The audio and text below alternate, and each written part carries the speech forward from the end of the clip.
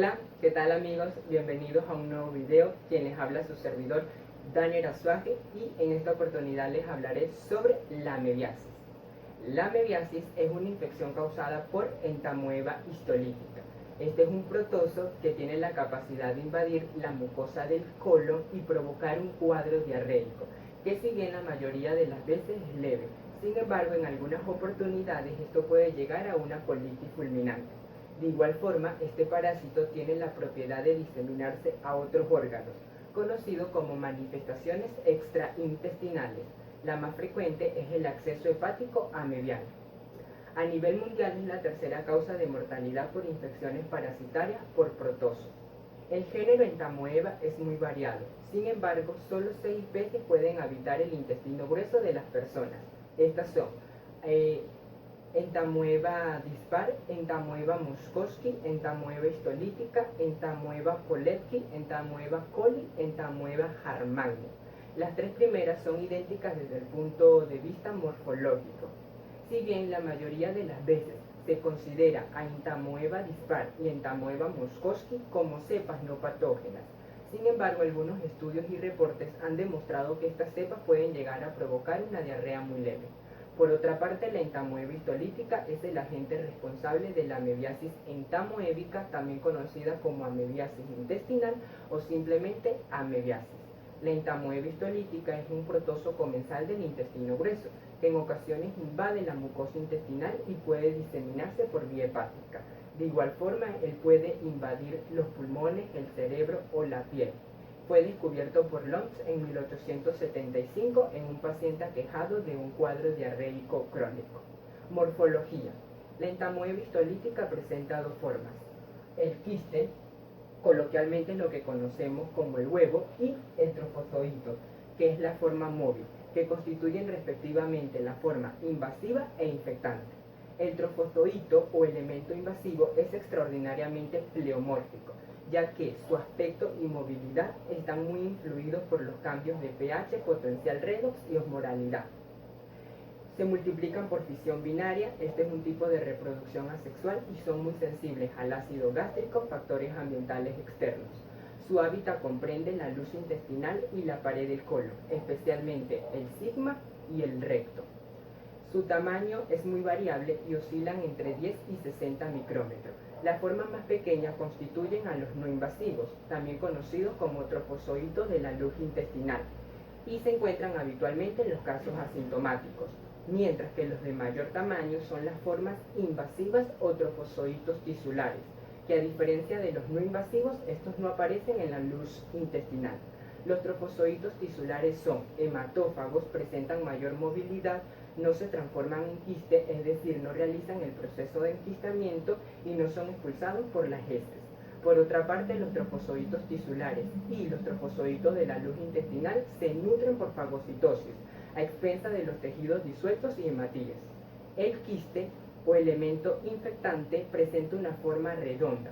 Su tamaño es muy variable y oscila entre 10 y 25 micrómetros y son muy resistentes al ácido gástrico, factores ambientales externos y productos químicos.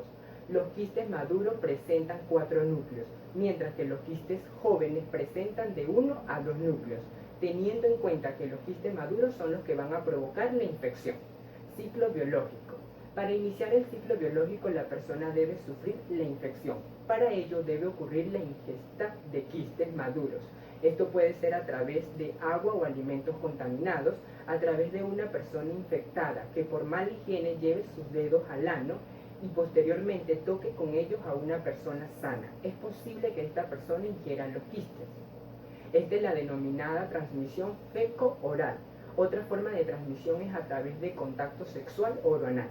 Una vez que las personas ingieren los quistes, estos pasan desde la boca, esófago, estómago, donde resisten al ácido gástrico. Luego llegan al intestino delgado.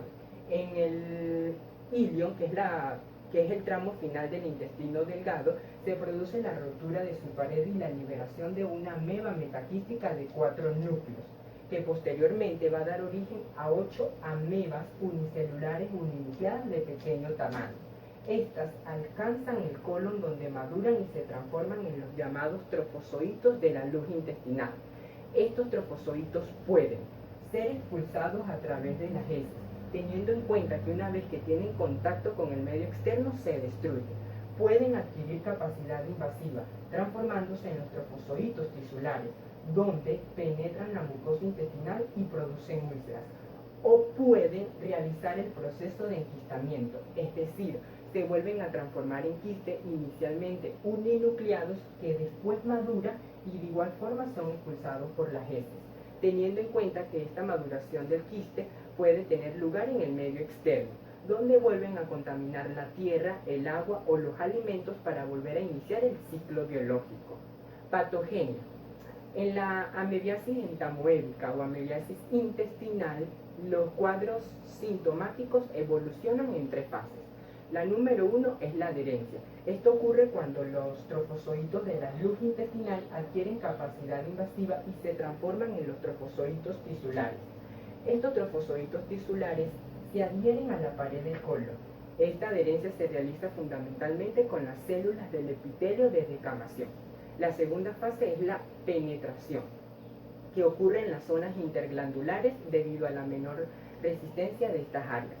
Gracias a la movilidad y a la dotación enzimática de los trofozoitos tisulares, las cuales son proteasas, mucopolisacaridasa, hialuronidasa, colagenasa, que favorecen la penetración de la capa de moco que recubre la mucosa intestinal y posteriormente la pared. Esta penetración a su vez va a originar un trastorno del riego sanguíneo de la mucosa intestinal que la necrosa. De igual forma, una vez que el trofozoito tisular penetra la mucosa intestinal, se producen nódulos que posteriormente va a dar origen a las úlceras. Estas úlceras pueden tener de 1 a 3 centímetros de diámetro y se acompañan de una zona de edema y reacción inflamatoria, donde abundan las células plasmáticas, eosinófilos y linfocitos, teniendo en cuenta que en esta fase es donde van a aparecer los síntomas de la amebiasis intestinal. Y finalmente la propagación. En ocasiones los trofozoitos tisulares pueden emigrar a zonas adyacentes del intestino grueso. Esto ocurre cuando ellos entran al torrente circulatorio y a través del sistema portal o de la vena porta llegan al hígado. No todos los trofozoitos tisulares que llegan al hígado sobreviven y los que lo hacen se multiplican por fisión binaria, sin transformación de quiste, es decir, no realizan el proceso de enquistamiento. Producen inicialmente una reacción inflamatoria con posterior necrosis tisular y la producción de uno o varios accesos hepáticos. Estos trofozoitos tisulares también pueden diseminarse hacia los pulmones y provocar una amebiasis pulmonar, pleural o pericárdica. Pero debemos tener en cuenta que para que esta amebiasis pulmonar surja debe ocurrir la ruptura de un acceso hepático. Manifestaciones clínicas. La entamoebistolítica presenta 2 formas clínicas, la intestinal y la extraintestinal, teniendo en cuenta que esta surge como consecuencia de la primera. Amebiasis intestinal. Lo principal que se presenta es un dolor insidioso o brusco, pero esto va a depender según el estado de nutrición, el grado de resistencia del huésped y el número y virulencia de los parásitos. Lo más habitual es que el paciente presente síntomas no tan intensos como astenia, anorexia, dolor abdominal, trastorno en el tránsito intestinal y diarrea no sanguinolenta. Estos síntomas reflejan simplemente la existencia de un proceso irritativo del colon y se trata de una fase inicial de la enfermedad. Por otra parte, si el colon está extensamente invadido de trofozoitos tisulares, los síntomas van a ser más fuertes. Entre los principales síntomas de estas fases son la diarrea, que son totalmente líquidas y se acompañan generalmente de mocos, sangre o pus. Lo normal es que el paciente presente de 4 a 8 deposiciones diarias. Sin embargo, este número puede aumentar de 15 a 20 deposiciones y se acompaña generalmente de un cuadro de deshidratación. Estas diarreas se prolongan semanas, pero se alternan con fases de estreñimiento. Dolor abdominal, que su intensidad es muy variable y oscilan desde una pesadez estomacal hasta dolor tipo cólico que se alivia con la defecación. El tenesmo, que se caracteriza por un dolor de tipo constrictivo en la región anal con necesidad imperiosa de defecar. Por lo general no se presenta fiebre y si existe es muy discreta. excepto en los niños que puede alcanzar los 38 grados centígrados. El estado general del paciente se deteriora por completo. La anorexia se acentúa con pérdida de peso muy exagerada y durante la palpación se muestra un abdomen doloroso y puede existir una hepatomegalia discreta. En caso de no tratamiento, los episodios de diarrea se prolongan meses e incluso años y la enfermedad puede entrar a un estado de cronicidad. Las principales complicaciones de la amebiasis intestinal son perforación, hemorragia, oclusión intestinal, lesión anular del colon de tipo granulomatoso que provoca un engrosamiento fibroso de la mucosa intestinal, síndrome irritativo del colon, colitis ulcerativa postdisentérica y megacolon tóxico. Manifestaciones extraintestinales. Estas pueden aparecer a lo largo de varias semanas, meses e incluso años, teniendo en cuenta que esta aparece como consecuencia de la amebiasis intestinal. El cuadro de amebiasis de manifestaciones extraintestinales es muy variado, pero la más común es la amebiasis hepática, que evoluciona en dos fases, una fase de inflamación y una fase de acceso, acompañada de dolor en el hipocondrio derecho, pérdida de peso, fiebre no muy elevada, hepatomegalia ligera e ictericia discreta. Durante la palpación se ha mostrado un dolor muy intenso en el hipocondrio derecho que se va a irradiar hacia el epigastrio o parte del hipocondrio izquierdo y el diafragma parece elevado. Si se produce la rotura de un acceso hepático, la infección se va a diseminar por vía hemática hacia el pulmón, ocasionando una amebiasis pulmonar, pleural o pericárdica. Diagnóstico. El diagnóstico solamente se basa en la detección de la entamoeba histolítica. Esto puede ser a través de microscopía, la cual se va a encargar de analizar las heces y ver si existen trofozoitos o quistes, teniendo en cuenta que los trofozoitos, una vez que tienen contacto con el medio externo, se destruyen. Por tal motivo, la observación debe ser antes de los 30 y 60 minutos de haber sido recolectada. En caso de que esto no suceda, entonces se procede a la conservación a una temperatura de 4 grados centígrados o mediante fijadores como el alcohol polivinílico. Si durante la observación se muestran trofozoitos de grande tamaño y con hematíes, se piensa que el paciente está en un proceso invasivo. Si las heces no presentan trofozoitos y lo único que tienen son quistes, se puede pensar en un estado de cronicidad y que los pacientes son portadores. La microscopía también nos va a ayudar a determinar el tipo de antígeno. Esto tiene como ventaja saber qué tipo de parásito tiene el paciente.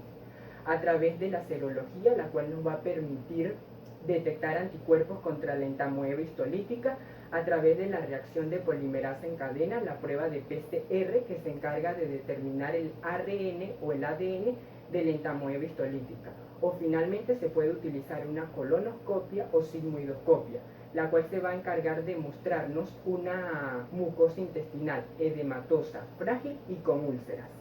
El tratamiento. Las infecciones por entamoeba histolítica deben ser tratadas, incluso las asintomáticas, para evitar la complicación de una amebiasis intestinal, la aparición de una amebiasis extraintestinal o la transmisión a personas sanas.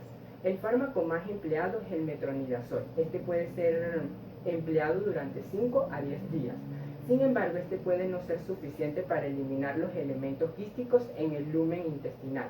Por tal motivo, se recomienda administrar posteriormente un antiparasitario de acción luminal. De igual forma, el paciente debe tener un adecuado aporte de agua y electrolitos, acompañado a una dieta blanda, rica en proteínas y vitaminas. Esperando haberlos ayudado, me despido de ustedes. Recuerden de suscribirse en nuestro canal y darle me gusta. Y tengan en cuenta que nuestro cuerpo humano es un mundo por descubrir. Hasta la próxima.